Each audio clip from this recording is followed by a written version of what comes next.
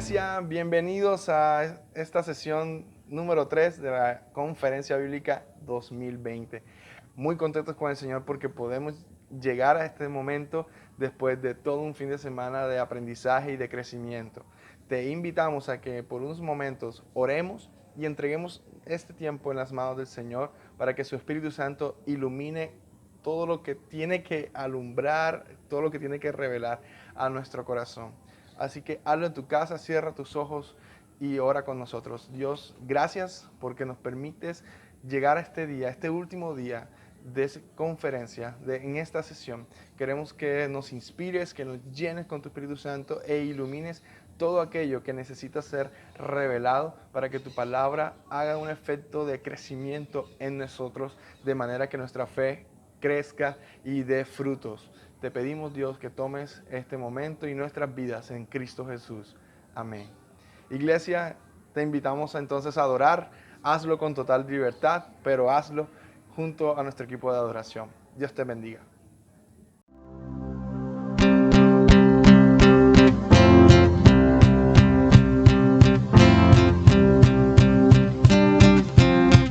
Por fe veremos a nuestro Dios en el plan que Él creó en la eternidad, en la vida de los fieles que llamó a vivir por fe y no por ver. Por fe el justo vivirá, por la fe caminamos junto a Él, como viendo al invisible protector. Vivir por fe y no por ver. Sus promesas como rocas son, sus promesas. Nos movemos solo por la fe en Él. Vivir por fe y no por ver.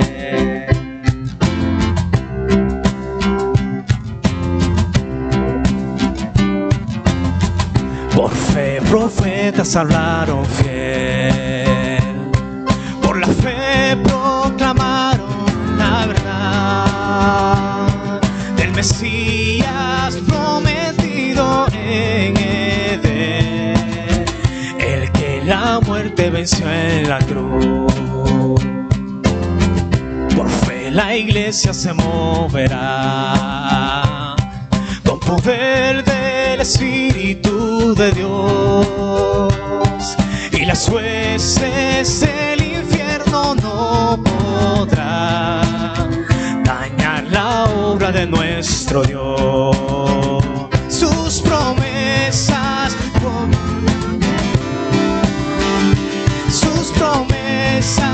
cumple nuestro Dios.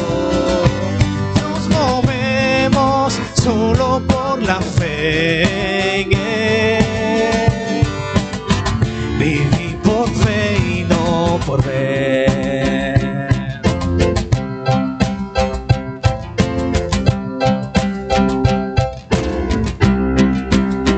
Por fe los montes se moverán si la fe permanece en Jesús. El poder del Evangelio librará a todo aquel que confía en Él. Sus promesas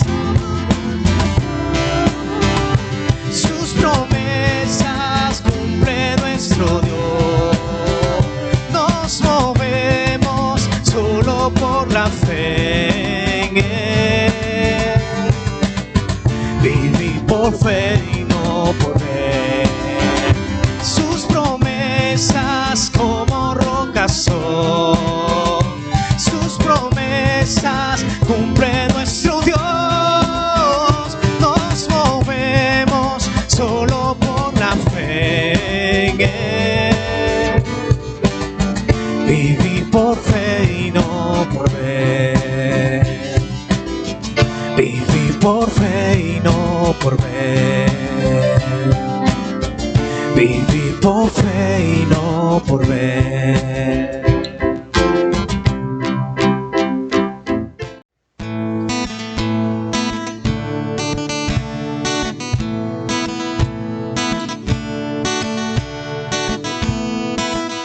Solo tu palabra firme es la roca fuerte en tempestad. En cada palabra hay verdad y gloria en cada página.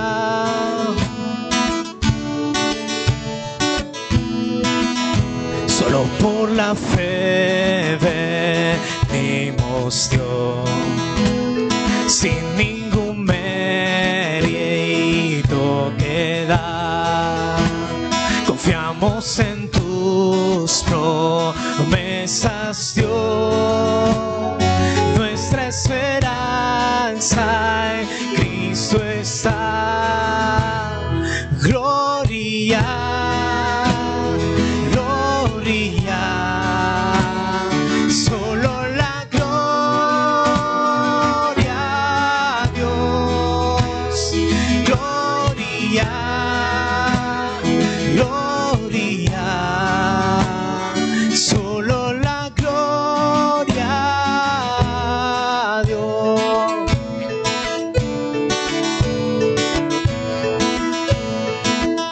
Solo en Cristo hay justificación. Su justicia es nuestro clamor. El sacrificio tu gran ley sobre la cruz nos libertó. Gloria, gloria, solo la gloria a Dios. Gloria, gloria, solo la gloria a Dios.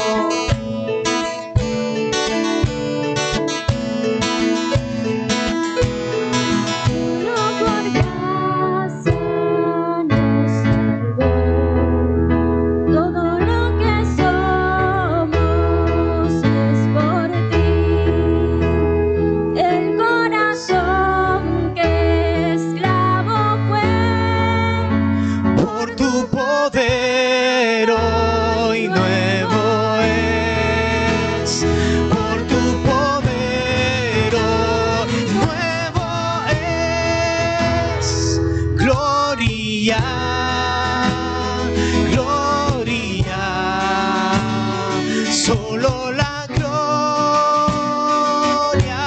a Dios. Gloria,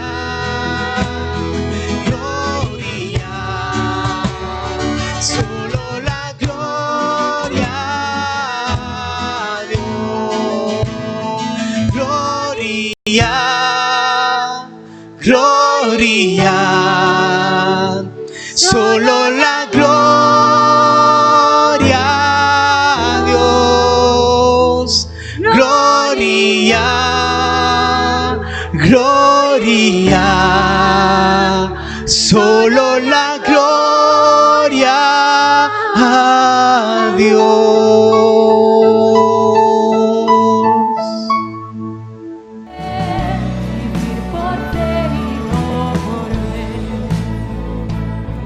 Un cordial saludo, mis hermanos.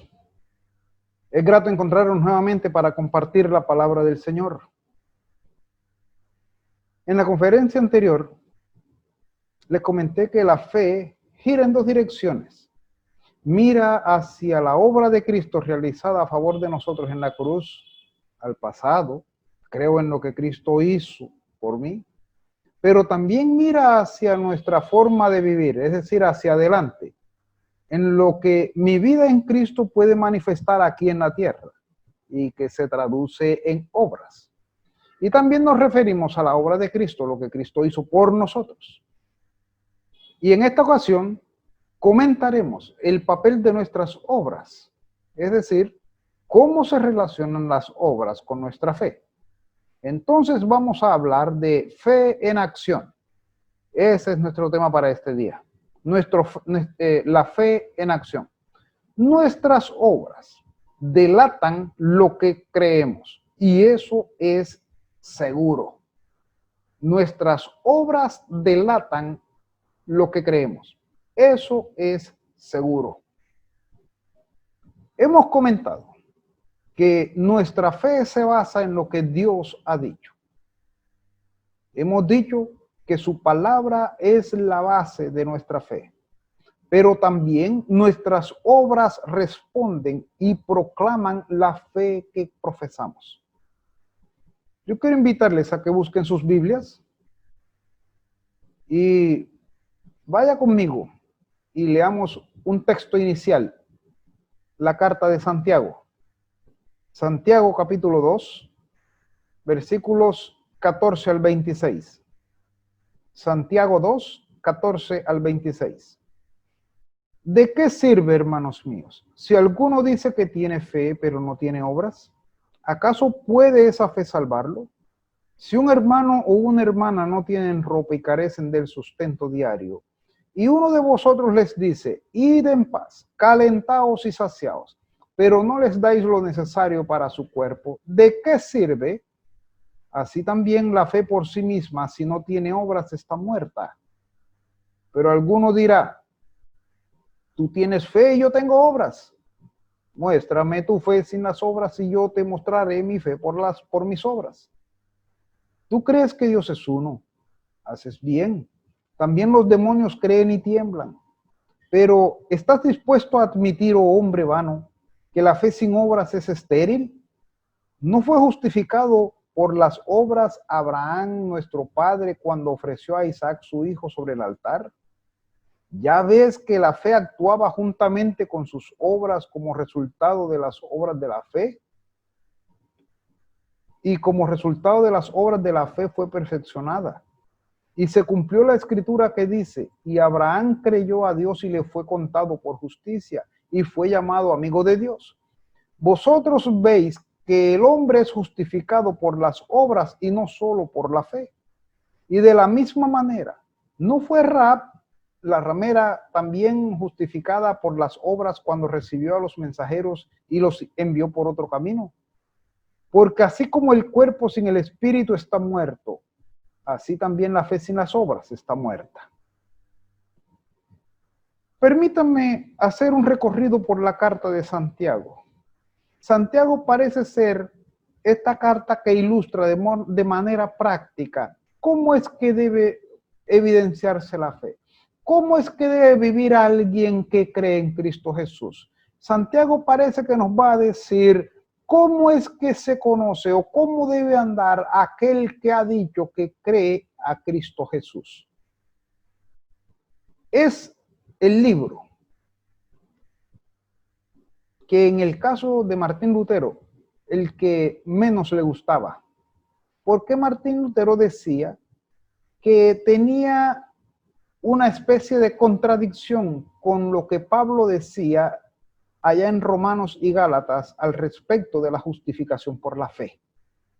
Ahora, esta carta es también de un género distinto a los del Nuevo Testamento. La carta de Santiago es muy parecida al libro de los Proverbios. Santiago, esta carta consiste en una serie de instrucciones concretas, en una serie de instrucciones prácticas que pretenden mostrar cómo debe ser la vida del cristiano. Santiago no va a seguir un orden secuencial, un proceso hilativo. No, Santiago va a decir en la cotidianidad cómo debe comportarse la gente y va a utilizar varias situaciones y varias ilustraciones respecto a cómo es que debe vivir la persona. Por eso no tiene así como que una hilación muy clara y muy definida. La declaración de Santiago de que el hombre es justificado por las obras y no solamente por la fe, allá en el capítulo 2:24 que acabamos de leer, siempre ha levantado mucha discusión, porque no es completamente lo opuesto a la declaración de Pablo de que el hombre es justificado por la fe sin las obras de la ley, conforme lo que dice allá Romanos 3:28 y Gálatas 2:16. Sin embargo, la contradicción entre Santiago y Pablo solamente es algo como aparente, da la impresión de que haya contradicción, pero es que ciertamente los dos hablan de la misma cosa, es decir, de cómo el hombre es justificado, pero cada uno lo hace desde una perspectiva distinta y se está dirigiendo a dos tipos de lectores, dos públicos distintos. Pablo se opone a las personas que consideran que las obras de la ley, y en particular las obras según las leyes ceremoniales del Antiguo Testamento, son imprescindibles para ser justificados por Dios. Es decir, está frente a un público que dice que se necesita la fe y las obras para salvarse. Entonces Pablo tiene que decirles no, porque solamente por la fe y solamente por pura gracia somos justificados. Mientras que Santiago se va a dirigir a personas que opinan que ya no hace falta guardar los mandamientos de Dios. Si somos salvos por la fe sola, si entonces ya hemos obtenido la justificación y la salvación, entonces hagamos lo que sea. Vivamos de la manera como nos parezca. Vivamos como a nosotros nos guste, porque ya somos salvos. Me hace acordar aquí entonces de eso, de la secta de Creciendo en Gracia. Salvo, siempre salvo y hagamos lo que sea. Entonces Santiago tiene que decir, no, un hombre no es justificado y salvo por una fe sin frutos y sin obras. Se necesitan las evidencias. Pablo no niega esto último de Santiago, no está negando lo de Santiago. Santiago está diciendo, si tú tienes fe, entonces házmelo saber. Necesito que tú me muestres que tienes fe. Y Pablo no está en contra de eso. Realmente, Pablo también escribe algo parecido en Gálatas 5:6 cuando dice que la fe obra por amor. La fe actúa por amor. Y en Romanos 6:2 va a decir que porque los que hemos muerto al pecado, ¿cómo viviremos aún en él? Es decir, se necesita un cambio de acción del creyente. Se necesita que el creyente viva de una manera y haga las cosas de manera distinta a como las venía haciendo antes de conocer a Jesucristo. Pablo está de acuerdo con Santiago en el hecho de que no se puede decir que solamente tiene fe y viva como sea. Aunque ciertamente para la salvación solamente se requiere la fe, es necesario poner en evidencia esa fe. Y entonces, Santiago aquí está preocupado porque los cristianos no tienen muy clara la relación entre la fe y las obras. Y parece que Santiago muestra una idea general que se pasea por todo el texto. Aunque no tiene una secuencia, parece que hay una idea central de Santiago y es ser hacedor de la palabra. Santiago va a mostrar que la esencia de extraviarse de la verdad es dejar de ser hacedor de la palabra. Y la esencia de volverse del error es volver a ser hacedor de la palabra. Y permítame reiterárselo otra vez. Santiago va a mostrar que la esencia de extraviarse de la verdad es dejar de ser hacedor de la palabra. Y la esencia de volverse del error es volver a ser hacedor de la palabra. Y con esto estoy diciendo que fe y obras no son rivales, sino que una complementa a la otra, una sigue a la otra. Ya hemos afirmado que la salvación es solo por medio de la fe, que somos justificados gratuitamente por Cristo, por medio de la fe, aparte de las obras. Y voy a utilizar a la carta de Santiago para hablar entonces de cómo esa fe es manifiesta, es puesta en acción. Y Santiago se está dirigiendo en su carta a las 12 tribus que están en la dispersión. Yo quiero que vayamos un momentico o quiero aclararles, quiero utilizar a Santiago porque es la carta que nos va a ayudar a nosotros a traer la forma práctica en nuestro diario vivir de cómo es que la fe puede mostrarse a través de lo que hacemos. Ahora, Santiago está dirigiéndose cuando dice en el capítulo 1, versículo 1, y vamos a seguir toda la carta, y quiero invitarle para que si tiene lápiz y si tiene allí una hojita, tome notas. Seguramente va a servirle a usted como una oportunidad para tener un bosquejo. Allí vamos a estudiar la carta y voy a utilizar la carta de Santiago, y Santiago está diciendo allí en el primer capítulo, versículo 1, que se está dirigiendo a los de las 12 tribus. Ese concepto de 12 tribus parece que está indicando es, pues, o reuniendo a la totalidad de los judíos, pero aquellos que están en la dispersión. Es una referencia a los cristianos que estaban en otras tierras, sufriendo pruebas y dificultades en sus vidas. Algunos de estos hermanos que estaban dispersos, expatriados en otras tierras, cayeron en desesperación, otros en indiferencia, otros cayeron en disputas, otros en riñas, pero todos estaban tentados a desconfiar de la palabra de Dios y dejar de lado la fe. Y el recorrido que vamos a hacer por la carta nos va a ayudar a apreciar distintas áreas donde las obras se hacen necesarias.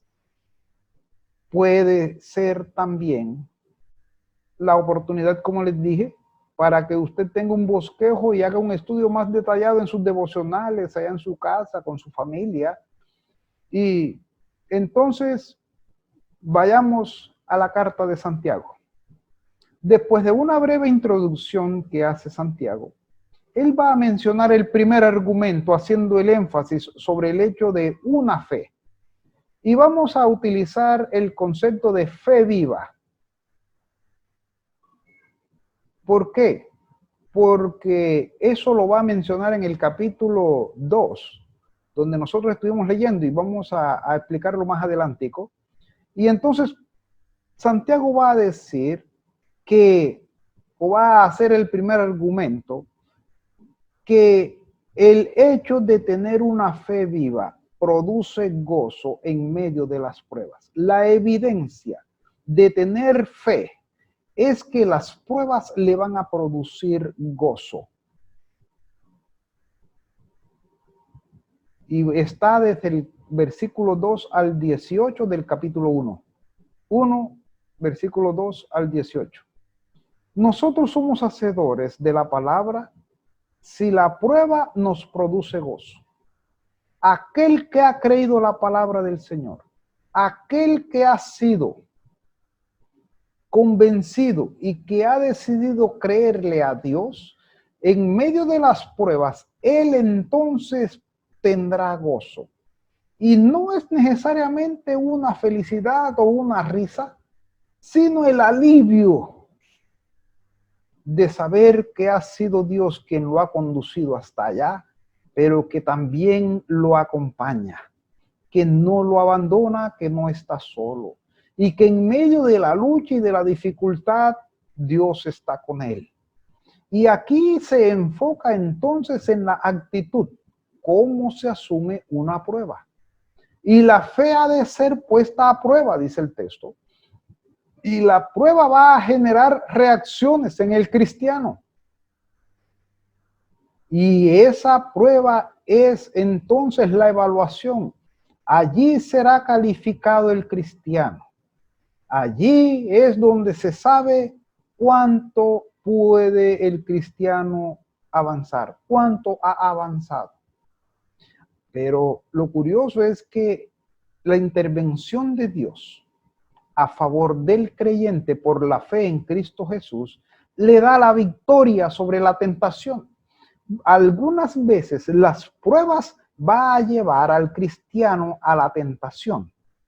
Va Satanás a utilizar esta como ocasión para tentarle. En el capítulo 1 del versículo 12 al 16 nos va a decir que Dios da la victoria por medio de Cristo sobre la tentación. Y él dice, bienaventurado el que soporta la tentación. Y parece aquí entonces que otra vez el texto nos va a decir que nosotros al confiar en Cristo, el cristiano al tener la fe en Cristo, va a encontrar el recurso de la victoria, el recurso de la ayuda del Señor en medio de la tentación, la cual nos dará la victoria. Y ese regalo de la victoria nos lo da de la misma manera que nos hizo renacer por la palabra de verdad, como lo dice el versículo 18. Aquí entonces nos va a decir que así como Él nos dio el regalo del renacer, del nuevo nacimiento, también nos da el regalo de la victoria sobre la tentación por haber creído en su palabra. Ahora, lo segundo que va a decir es que la fe viva resulta de la obediencia a la palabra de Dios. Versículo 19 al 27 del capítulo 1. 19 al 27. Allí muestra los resultados de la palabra de Dios en la vida del cristiano. Sed hacedores. Y dice, no tan solamente oidores, es que ser hacedores es una invitación a la acción, una invitación al quehacer diario, a un estilo de vida. La palabra se vuelve un reflector hacia sí mismo. Es un espejo que mira hacia adentro. La palabra de Dios es como un espejo y uno se mira al espejo no para proyectarlo a otro. Uno se mira en el espejo es para verse a sí mismo, para entonces mirar la suciedad, los defectos, para mirarse si está limpio, sucio, si está peinado, despeinado. El texto nos va a comparar que la escritura es como el espejo que lleva a que la persona se mire hacia sí mismo. No es para mirar hacia nuestro hermano, es para mirarse a sí mismo. Y esa es la función de la palabra. Es para quien la lee, es para quien se acerca a ella. La palabra va a servir para purificar, para limpiar, para corregir, para convencer a aquel que se acerca a ella. Ahora, el tercer argumento se centra en que al tener una fe viva, lo motiva a la práctica de la imparcialidad, al no favoritismo. Capítulo 2, versículo 1 al 13. Allí va a decirnos la palabra del Señor que aquel que ha creído en Cristo Jesús no tiene selecciones. Aquel que tiene a Cristo Jesús no tiene reinos en el cual unos ingresan y otros no. Porque si así fuera, entonces le garantizo y estoy convencido de que Dios no nos hubiera incluido en su reino. Si fuera que nosotros tuviésemos la práctica de preferir a unos y de desechar a otros, y si Dios hubiese tenido eso como criterio para quienes entran en su reino, así como a veces nosotros lo tenemos, en nuestro reino no entran todo el mundo, que eso entre otras cosas es pecaminoso. La Biblia nos dice que Dios no tuvo ese criterio. Ninguno hubiese calificado. Ninguno se lo merece. Ninguno es merecedor de entrar en el reino de los cielos.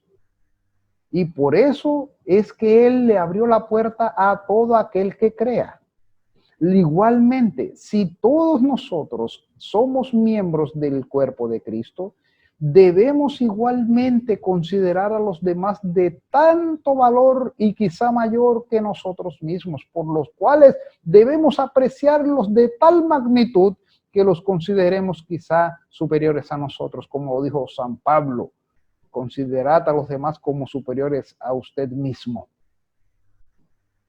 Pero, si bien nosotros no lo merecemos, sí lo necesitamos.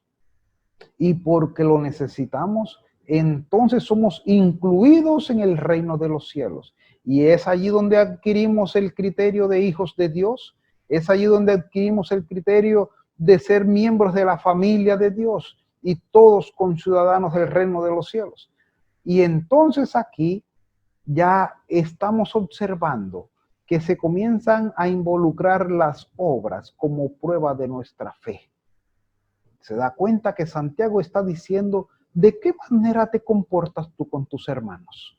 Y yo quiero invitarle que a medida que vayamos estudiando Santiago, usted vaya haciendo una evaluación de su propia vida en cuanto a cómo está usted o cómo actúa, cómo se comporta usted frente a los hermanos de su congregación, frente a los hermanos de Fortaleza de Sion, frente a los hermanos de Montería en Córdoba, a todos los hermanos que usted conoce, a ver cómo responde usted ante la vida de los demás. ¿Cómo se comporta usted? Y eso es necesario porque aquí la carta de Santiago nos está diciendo que nosotros tenemos ahora que enfrentarnos a una realidad, y es que nuestra fe se pone a prueba. Y se pone a prueba uno en el hecho de seleccionamos o no. Tenemos criterios de que quién importa o quién no importa. Y eso es un asunto que nos va a confrontar toda la vida porque nosotros inconsciente o conscientemente seleccionamos la gente. Tenga cuidado, no vaya a ser usted un discriminador de tal forma que usted no se dé cuenta. Pídale a Dios que le ayude. Ahora, el tercer argumento que se centra en el tener una fe viva que lo motiva a la práctica de la imparcialidad, pero aún Santiago va a seguir dando más argumentos. Él va a seguir diciéndonos que las obras son la respuesta práctica y evidente de nuestra fe en la palabra de Dios. Capítulo 2, versículo 14 al 26, que fue el texto que nosotros leímos. Va a decirnos Santiago que las obras son la respuesta práctica y evidente, donde se sabe si creemos en Dios o no. La fe allí está en el contexto de que si es viva o muerta. Ahora, la discusión aquí, que parece ser a veces, pues, un motivo de discusión por causa de quizás no una lectura muy clara del texto, pero la discusión no es si la fe salva o no salva. El punto de discusión no es si somos salvos por la fe o no. El asunto que Santiago va a decir aquí es que la fe muerta no salva. Él va a mostrar dos tipos de fe, la fe viva y la fe muerta. La fe que parte de la obra de Cristo en nosotros, que da vida, y la fe aparte de Cristo Jesús. Y entonces, ¿qué es lo que va a decirnos? Que la fe muerta, es decir, aquella fe que alguien dice tener pero que no la muestra con sus obras. Él va a decir que la fe sin obras es muerta. La fe que menciona Santiago como muerta es porque presenta claramente la ausencia de respuesta. Y en el caso particular aquí a quienes le está escribiendo, es una respuesta a las limosnas, a las ayudas, a los favores de los hermanos. Pues Acuérdense que el asunto de las limosnas era supremamente importante para un judío. Los judíos eran muy fieles en observar las limosnas y por eso entonces el apóstol Santiago va a tomar un argumento de la cotidianidad de ellos para decirle, mire, si usted ve a un hermano que tiene hambre, que ha pasado hambre, que va a pie descalzo casi con los zapatos rotos y usted tiene 4 o 5 pares de zapatos y le va a decir, mi hermano, que Dios te bendiga y que te provea para que entonces te consigas los zapatos, teniendo usted zapatos para poderle ofrecer a él y regalarle de tantos que usted tiene, entonces va a decirle, ¿cómo pretende usted que usted va a decir que cree en el Señor Jesucristo? Está diciendo que usted cree en la palabra del Señor si usted tiene amor por su hermano. Así como Dios tuvo amor por usted, usted debe tener amor por su hermano y el amor se manifiesta en el hecho. Si tiene hambre, regálale un bocadito de comida. Pues algunos saben que llega una visita a la casa inesperadamente y entonces prefieren aplazar la cena. Si llega a las 5 o 6 de la tarde a la casa, aplazan la cena para las 7 de la noche hasta que después que se va, pero no es porque no tienen, sino porque no le quieren ofrecer un bocadito de comida. Eso es terrible. No porque no tenga, sino es porque no quieren compartir sencillamente. Entendible es cuando no hay, pero cuando hay y no se quiere compartir, eso habla de dureza del corazón, de mezquindad, de egoísmo. Y tristemente muchos hermanos se comportan de esa manera. Y yo le agradezco al Señor, creo no conocer a los hermanos de la iglesia Fortaleza de Sion. Y tengo la libertad para decirlo de esta manera. Esto es terrible en la vida de un cristiano. Y por eso entonces el apóstol Santiago va a decir, mire, la fe por sí misma, si no tiene obras, es muerta. Y es de suma importancia entender el significado bíblico de fe. Cuando en la Biblia se habla de fe, no se refiere a un ejercicio mental o intelectual, sino más bien un acto de confianza y de entrega. Cuando dice que Abraham creyó, y sigue diciendo ahí el texto, Abraham creyó a Dios, está mostrando que Abraham descansó confiadamente en la promesa de Dios, en lo que Dios le dijo. La fe es creer, descansar, es confiar en Dios y en su promesa. La fe es descansar en la palabra de Dios, en lo que Él ha dicho. Y Santiago argumenta que una fe viva produce buenas obras, pero una fe sin obras es muerta. Y esa fe viva produce buenas obras que evidencian que ama a los hermanos, del 14 al 17, donde yo se lo decía. Y me hace acordar el ejemplo del buen samaritano. ¿Se da cuenta? Que el Señor empieza a mostrar el amor al prójimo con un ejemplo que realmente golpea el ego de los judíos. Y este samaritano, que no era judío, fue el que ayudó a aquel que estaba en necesidad. ¿Quién es tu prójimo? Ayúdalo. Ahora, es bueno pensar en esto. Es bueno pensar en nuestra forma de vida. ¿Cómo testimoniamos la fe? Pero también, además de mostrar por el amor a los hermanos, también se evidencia en obediencia a la palabra de Dios. Capítulo 2 del 20 al 26. Y allí Santiago va a mostrar dos ejemplos, a Abraham y a Rahab. Ellos eligieron obedecer a Dios a pesar del costo que eso les implicaba. Usted se dará cuenta que ellos eligieron arriesgar la vida. Abraham arriesgó la descendencia por obedecer la voz de Dios. ¿Quién que lo hubiese visto y que supiese que él iba a sacrificar a su hijo, imaginaría que Dios se lo pidió? Imaginaría que estaba en sus cabales.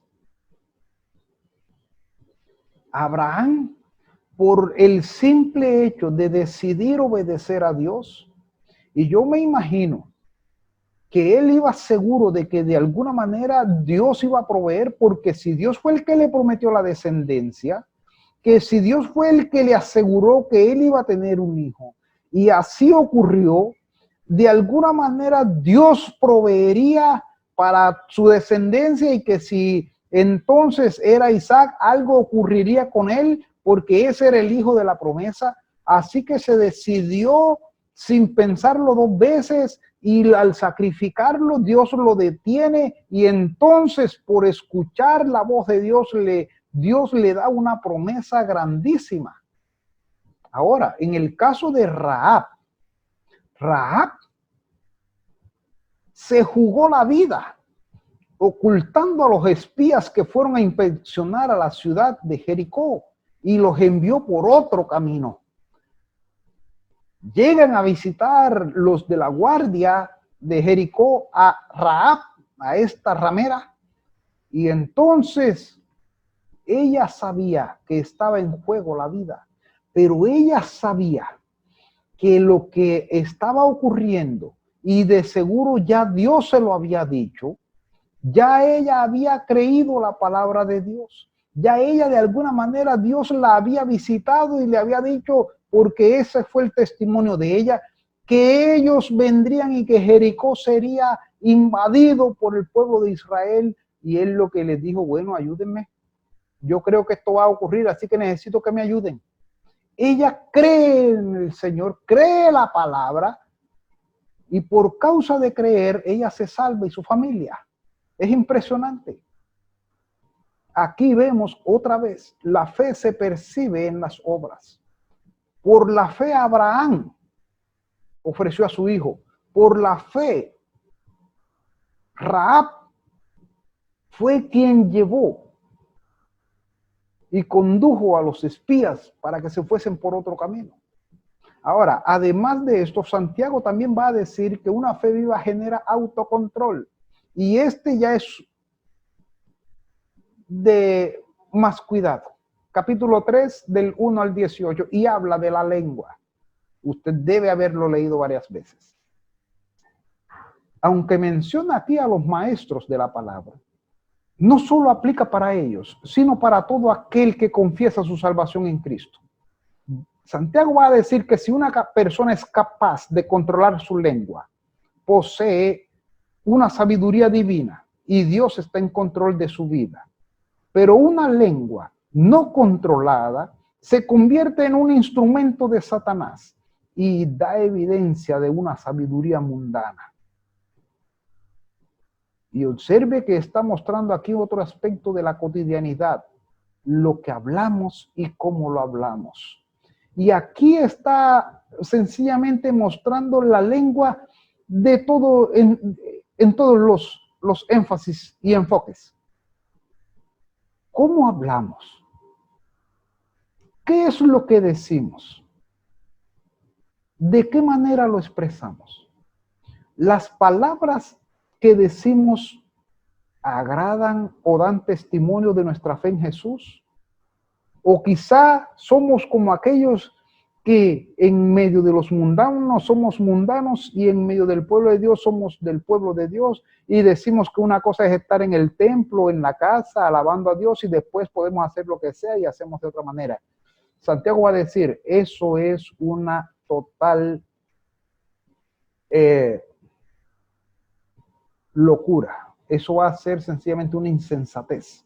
Eso va a ser una manifestación contraria a lo que es creer en la palabra de Dios, creer a Dios mismo.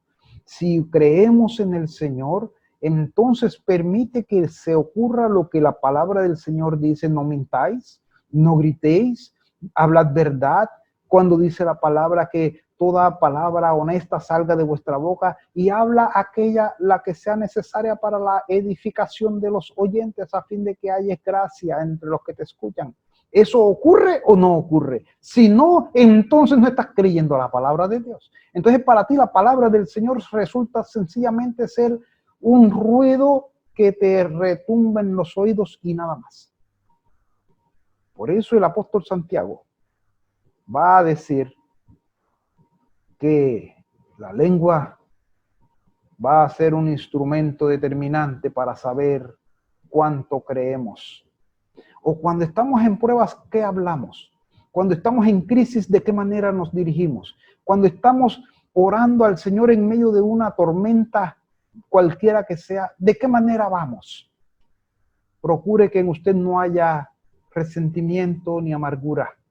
Procure que haya humildad y reconocimiento de la autoridad divina. Ahora, Santiago también muestra que una fe viva va a producir esa humildad. Capítulo 4 del 1 al 12. Y cada vez que emitimos juicio contra un hermano, y en esto también es interesante porque ahora con la lengua aún podemos emitir juicio, nos estamos convirtiendo en jueces de él. Pero pasamos por alto, y es que, como decimos vulgarmente, tenemos rabo de paja. A veces nos creemos más justos que aquel a quien estamos juzgando. Permítame decirle algo. Si nosotros nos creemos más justos, entonces estamos considerando que mi hermano es peor que yo. Pero la Biblia nos dice que no hay justo ni a uno, que todos estamos bajo la misma condenación y condición de la cual necesitamos ser salvos. Y aquí, mi hermano querido, no pretenda usted ser mejor y mayor, más bueno y más espiritual que su hermano. Todos estamos ante una misma condición terrible, y es que el Señor necesitó salvarnos porque de lo contrario estuviésemos muertos. Ahora, si la humildad está ausente, el resultado es carnalidad. Versículo 1 al 3 del capítulo 4. Si la humildad está ausente, entonces el resultado es mundanalidad. Versículo 4 al 10 del capítulo 4. Y si está ausente, el resultado es contienda con los hermanos. Versículos 12 al 14. ¿Se da cuenta cómo entonces nosotros necesitamos tener cuidado y vivir la fe de tal manera que en el diario andar el Señor sea nuestro ayudador? Además, una fe viva distingue entre lo temporal y lo permanente. Es curioso que el apóstol Santiago nos va a hablar del capítulo 4, versículo 13 al capítulo 5, versículo 6, de la diferencia entre lo temporal y lo permanente. Y Santiago nos va a decir que la vida en este mundo es como un vapor. Es como la neblina. Al amanecer va desapareciendo con la fuerza del sol. Y por eso nuestros planes deben estar a la línea con la voluntad de Dios. ¿Qué sabemos nosotros del mañana? Ahora, en el capítulo 4, del 13 al 17, nos lo dice de esa manera. Y también las riquezas de esta tierra son temporales, son perecederas y son engañosas. Y ojo con este peligro grandísimo, las riquezas. El que compite directamente con Dios son las riquezas. El Dios riquezas es el que mayor fuerza hace contra Dios y el que más duro compite contra Dios. Pero nosotros no debemos jamás poner nuestra confianza en ellas. Jamás. Ore al Señor que todos los días Él le ayude a confiar en Él y no en las riquezas, no en los dineros, no en sus bienes.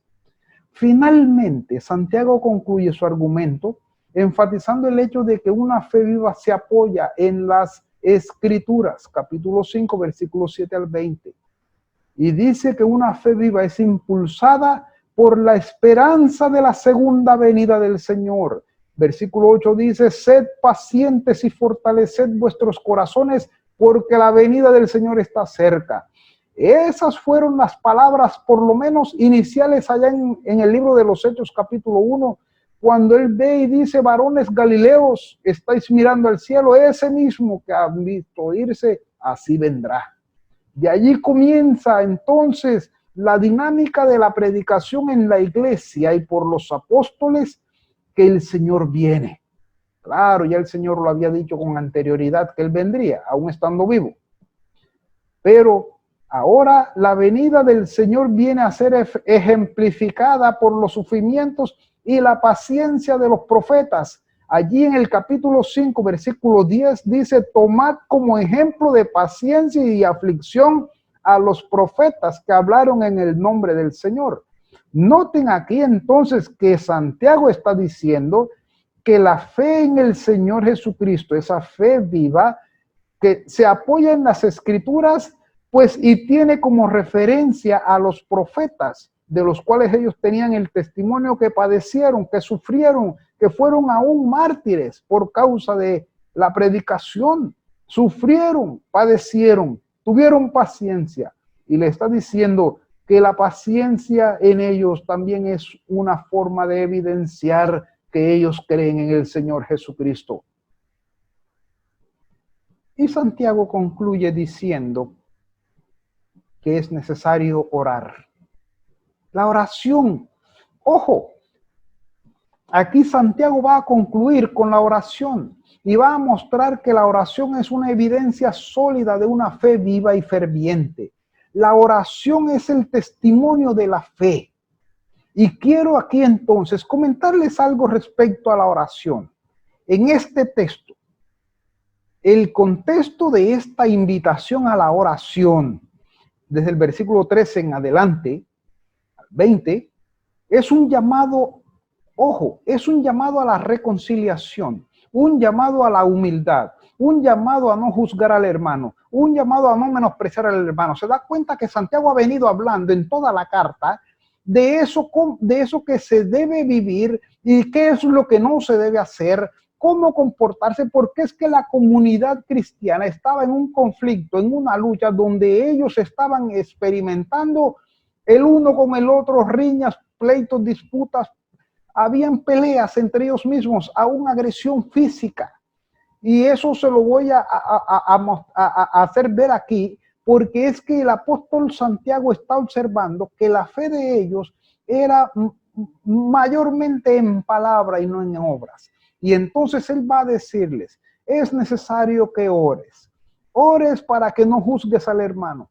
Ora para que no menosprecies. En otras palabras, cuando él habla en el capítulo 4, versículo 1, de dónde vienen las guerras y los pleitos entre vosotros, eso no lo está diciendo descontextualizado. Él está enfocado en una situación que está viendo cómo los hermanos en la fe están peleándose entre ellos y de manera física, agresión física entre ellos por diferentes situaciones.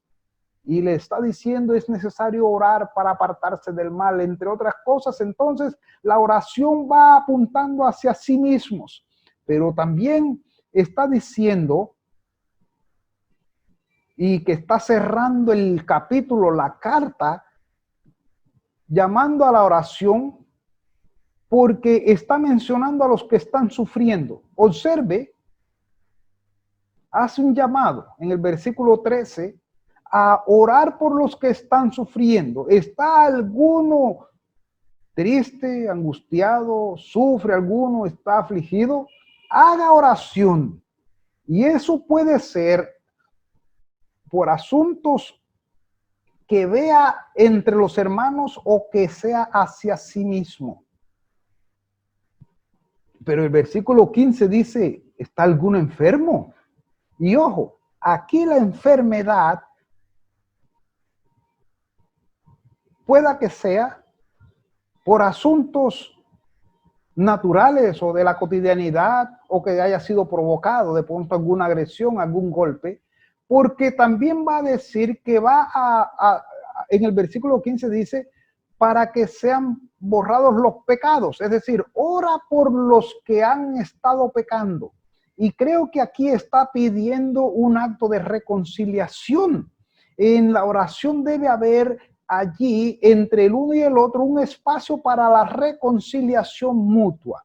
Y entonces está la oración orientada a la reactivación de la fe, a la reavivación de la fe, al arrepentimiento, a la unidad, a la fraternidad entre los hermanos. Y observe, y quiero darle un detalle aquí en cuanto a cuando dice, ¿está alguno enfermo entre vosotros? Llame a los hermanos de la iglesia y oren por él, ungiéndole con aceite. El asunto aquí de la utilización del aceite no es un acto milagroso en el aceite. Es que en los tiempos antiguos, en el primer siglo, el aceite era así como unos primeros auxilios. Era una herramienta para traer restauración, salud, recuperación al que estuviera enfermo. ¿Usted se acuerda del buen samaritano cuando él dice que lo llevó y lo ungió con aceite? Es porque el aceite tenía esa propiedad de aliviar, de sanar, de hacer menos, de traer alivio. Era sencillamente un recurso de primeros auxilios. Y aquí el énfasis no es de ungir las casas ni ungirla a todo la persona y de ponerle a que traiga aceite. No. La idea aquí sencillamente es póngale aceite en la herida de tal manera que se sienta aliviado. Provéale los primeros auxilios si lo necesita. El autor Santiago aquí está diciendo, ayude a su hermano en la fe si necesita de su cuidado y de su protección. Si han creído en la palabra del Señor, si hay disposición para obedecerle, la evidencia más cercana de fe entre los hermanos es orar unos por otros. Vivir por fe es, en primer lugar, vivir creyendo que la palabra de Dios lo dice. Vivir por fe es estar consciente de nuestra incapacidad de responder adecuadamente al Señor. Pero por su obra en mí, tengo la disposición del Espíritu Santo que me guía por la Escritura a responderle a Él. Vivir por fe es traer a la vida práctica a los quehaceres de la vida, la palabra de Dios, para mostrar que creo en lo que Él me dice. Como creo lo que me dice, hago lo que me pide. Entonces, una fe viva produce la clase de obras que glorifican a Dios. Y esas obras son el resultado de obedecer la palabra de Dios. ¿Cuánto has creído la palabra del Señor? Las obras tuyas lo dirán. Muy bien. Yo quiero agradecerle a mis hermanos y en especial al pastor Efraín Ramos la oportunidad que me dio para compartir su palabra en estos días, y espero que el Señor sea abundante en gracia para con ustedes, mis hermanos, y que sigan creciendo en la gracia del Señor día a día. Bendiciones. Iglesia, qué grata palabra la que hemos recibido para terminar nuestra sesión y así también terminar nuestra conferencia. Es todo un reto el que nos llevamos, el de vivir una vida de fe como la de estos hombres en el Antiguo Testamento, en el Nuevo Testamento, a lo largo de la historia. Y tú puedes también seguir haciendo historia, siendo parte de la iglesia. Todo un reto y le pedimos al Señor que sea su Espíritu Santo ayudándonos a vivir esa fe cada día. Te invitamos a orar en estos momentos en gratitud al Señor, pero especialmente agradeciendo por la vida de nuestro pastor Daniel, que nos dio esta conferencia desde Cartagena. Y pidámosle al Señor que le siga dando sabiduría, que le siga dando gracia para seguir haciendo esta obra de llevar el Evangelio a la comunidad donde Él está trabajando, liderando como pastor, pero también poder bendecir a otras iglesias como la nuestra. Dios, gracias por la oportunidad que nos das de haber tenido al pastor Daniel, de recibir esta enseñanza de parte tuya a través de él.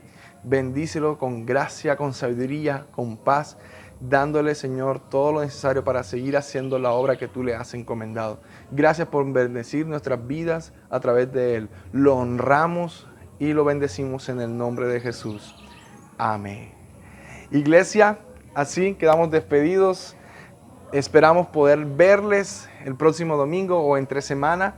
Te invitamos a no dejar de estar conectados. Te invitamos a inscribirte a nuestro canal de YouTube. Te invitamos a seguirnos en nuestras redes sociales, Facebook e Instagram, a visitar nuestra página web y a seguir creciendo en el Señor. Dios te bendiga y hasta una próxima conferencia.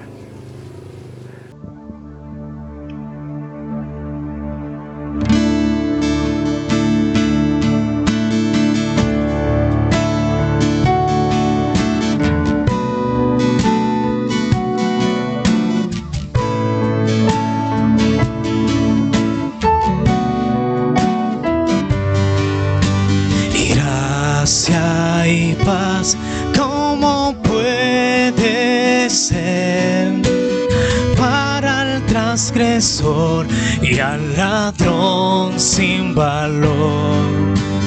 Dices que nuestro juicio es morir por la eternidad en dolor y sin ti.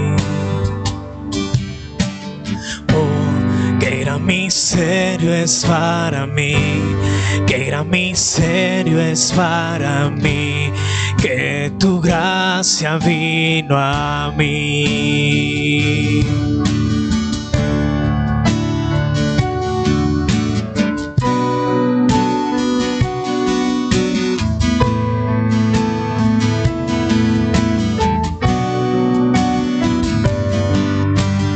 Gracia y paz, ¿cómo puede ser que el perfecto Rey con su sangre pagó? ¡Qué expiación tan grandiosa tú das! Que el más vil pecador puede limpiar y librar. Oh, qué gran miserio es para mí, qué gran miserio es para mí, que tu gracia vino a mí. Oh, Señor.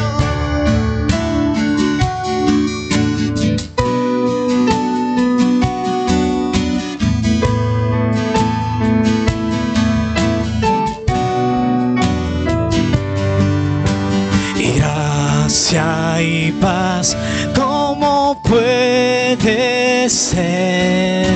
Canción de gratitud cantaré sin parar. Apartado y amado por Dios, satisfecho estoy en Jesús mi Señor. Oh, qué gran miserio es para mí, qué gran miserio es para mí, que tu gracia vino a mí.